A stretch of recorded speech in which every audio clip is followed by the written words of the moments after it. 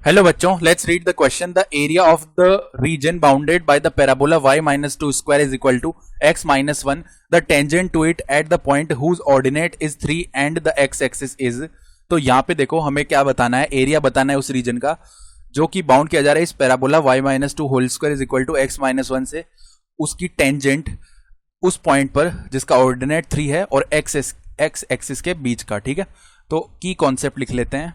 की कॉन्सेप्ट हम जानते हैं कि integration x raise to power n with respect to x क्या होता है, x raise to power n plus one upon n plus one plus integration constant c, जहां पे n कोई भी कांस्टेंट हो सकता है माइनस वन के अलावा। तो अब देखो क्या करने वाले हैं हम, सबसे पहले डायग्राम ड्रॉ कर लेते हैं इसको अच्छे से समझने के लिए। ये मान लो हमारा y एक्सिस है और यहाँ पे मान लो हमारे पास में x एक्सिस है। तो ये जो पैराबोला है ये समथिंग इस तरीके का होगा, इस तरीके का मान लो एक पैराबोला है। ठीक है, अब यहाँ पे इसकी कोई टेंजेंट आ रही होगी, मान लो ये पॉइंट है हमारे पास, इसका ऑर्डिनेट दिया हुआ है, ऑर्डिनेट दिया हुआ है 3।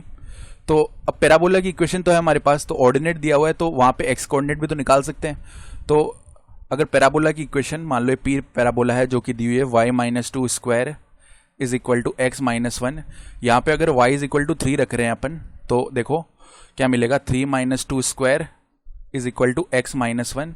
तो यहाँ से x का जो वैल्यू वो क्या आ जाएगा हमारे पास, 1 स्क्वायर प्लस में 1 जो कि 2 हो जाएगा, यानी 2,3 होगा ये पॉइंट। मान लो ये P पॉइंट है। अब यहाँ पे एक टेंजेंट आ रही होगी, टेंजेंट। ठीक है, अब ये टेंजेंट का पहले इक्वेशन निकालते हैं, हमें एरिया कौन सा चाहिए वो भी हम लिख लेंगे अभी। तो देखो पैराबोला तो इस तरीके का था और ये टेंजेंट मान लो इसकी इस तरीके की आ रही है, ऐसे टच करते हुए। ठीक है, यहाँ पे भी कोई पॉइंट है, मान लो ये ए पॉइंट है, यहाँ पे भी कोई पॉइंट है, बी पॉइंट है।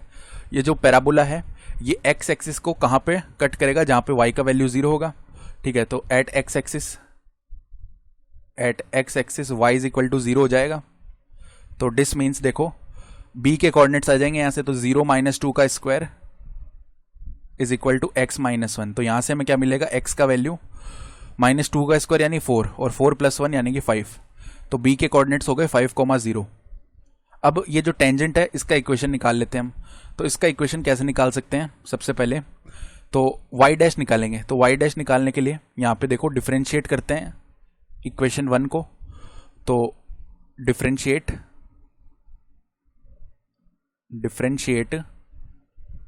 Equation 1 with respect to x। तो हमें क्या मिलेगा, y माइनस टू का होल स्क्वायर, इसका डिफरेंशिएशन तो 2 मल्टीप्लाई में y minus two, chain rule से अगेन हम y को डिफरेंशिएट करेंगे तो y डैश, और x माइनस वन इसका डिफरेंशिएशन केवल 1 आ जाएगा। तो अगर यहाँ से y डैश का वैल्यू लिखना चाहें तो वो क्या आ जाएगा हमारे पास में, 1 अपॉन 2 मल्टीप्लाई में y माइनस टू। ये तो आ गया किसका वैल्यू, y डैश का वैल्यू। अगर हम ये p पॉइंट पर निकालते हैं y डैश का वैल्यू, किस पॉइंट पर, p पॉइंट पर, यानी p पॉइंट के कोऑर्डिनेट्स है 2,3। सही है, तो 2,3 पे अगर निकालते हैं तो 1 अपॉन 2 मल्टीप्लाई में 3 माइनस टू, तो ये क्या हो जाएगी 1 अपॉन 2। ये स्लोप आ गई। ठीक है, तो अब इस स्लोप को हम एक स्लोप का दूसरा फॉर्मूला भी जानते हैं कि स्लोप क्या होती है, y2 minus y1 upon x2 minus x1। ठीक है, ये भी स्लोप होती है। तो मान लो अब इस टेंजेंट पे कोई पॉइंट है x, y। ठीक है, तो ये जो p पॉइंट की स्लोप है ये हम दूसरे तरीके से भी लिख सकते हैं। कैसे लिख सकते हैं, y माइनस में y कोऑर्डिनेट क्या है 3 अपॉन x माइनस में x कोऑर्डिनेट क्या है 2 है, और p पर स्लोप क्या है 1/2। तो यहां से देखो ये इनडायरेक्टली हमें इस टेंजेंट की इक्वेशन मिल जाएगी। तो 2y minus 6 is equal to, cross multiply कर रहे हैं, ठीक है, x माइनस 2। तो हमें क्या मिला, x माइनस में, चलो x का वैल्यू निकाल लेते हैं। तो x इज इक्वल टू क्या मिला हमें, 2y माइनस 8 मिल गया, सॉरी 2y माइनस 8 नहीं मिलेगा, माइनस 6 प्लस 2 यानी माइनस 4। ये x का वैल्यू मिल गया। अब हमारे पास ये टेंजेंट की भी इक्वेशन है, तो हम क्या कर सकते हैं, ये टेंजेंट, ये जो पॉइंट a है इसके कोऑर्डिनेट्स निकाल सकते हैं। तो a पॉइंट यानी x एक्सिस का पॉइंट, यहाँ पे y 0 हो जाएगा। फॉर a y को 0 कर दो, तो यहाँ से x क्या मिलेगा हमें, x इज इक्वल टू -4 मिला। तो ये पॉइंट हो गया -4,0। अब हमें देखो ध्यान से एरिया कौन सा चाहिए, एरिया हमें हाईलाइट कर लेते हैं, ये कंप्लीट एरिया चाहिए, ठीक है, ये हाईलाइटेड पूरा एरिया हमें चाहिए होगा।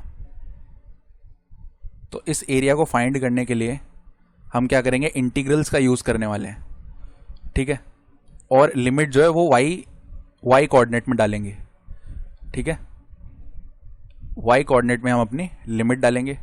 तो देखो कैसे फाइंड आउट करते हैं इस एरिया को हम, required area x d y का इंटीग्रेशन करेंगे। तो देखो इंटीग्रेशन ऑफ देखो कहाँ से कहाँ तक जा रहे हैं हम। पहले जो हमारे पास कर्व जो पैराबोला है वो लिख लेते हैं। तो पैराबोला का एक्स कोऑर्डिनेट क्या हो जाएगा, यानी एक्स कहाँ से आएगा हमारे पास इक्वेशन से, y - 2 का होल स्क्वायर प्लस 1, ये आ जाएगा एक्स। तो y - 2 का होल स्क्वायर प्लस में 1, ये आ गया।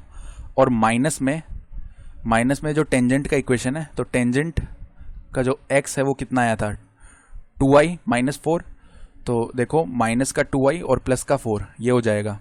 इसका कंप्लीट का हम क्या करेंगे, dy, और लिमिट कहाँ से कहाँ तक जाएगी, देखो x कोऑर्डिनेट में हम कहाँ से कहाँ तक, सॉरी y कोऑर्डिनेट में हम कहाँ से कहाँ तक जा रहे हैं।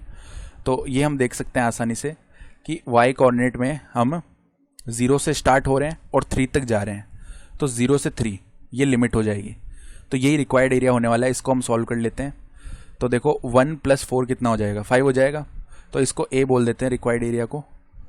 तो a कितना हो जाएगा हमारे पास, a = इंटीग्रेशन 0 to 3, थोड़ा सा सिंप्लीफाई कर लेते हैं, y - 2 होल स्क्वायर फिर -2y + 5, ये आ गया, और dy है। अब इसको इंटीग्रेट कर लेते हैं। तो y - 2 और क्या करना है हमें, यहाँ पे पावर बढ़ानी है, 3 हो गई पावर अपॉन 3, लिमिट लग जाएगी 0 to 3।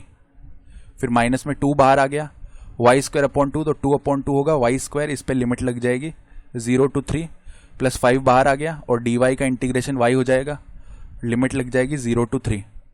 तो अब सॉल्व कर लेते हैं इसको। देखो 3 upper limit minus lower limit करेंगे, 3 - 2 यानी 1, 1 का क्यूब कितना होता है, 1 का क्यूब 1 ही होता है, अपॉन 3 माइनस, देखो 0 - 2 कितना होता है, -2, -2 का क्यूब -8, माइनस माइनस प्लस हो गया, और 8/3 एज इट इज आ गया। यहाँ पे 2 से डिवाइड हो गया 1, माइनस में अब देखो यहाँ पे 3 का स्क्वायर 9, -0 का स्क्वायर 0, प्लस 5, और यहाँ पे 3 - 0 एज इट इज आ जाएगा। तो ये देखो कितना होगा, 9/3 विच इज 3, -9 आ गया, और प्लस में 5 × 3 यानी 15। अब 15 + 3 होता है 18, 18 - 9 कितना, 9 स्क्वायर यूनिट। तो ये हमारा रिक्वायर्ड एरिया आ गया 9 स्क्वायर यूनिट्स, यानी कि ऑप्शन बी सही हो जाएगा। I hope you understood this explanation. Best of luck.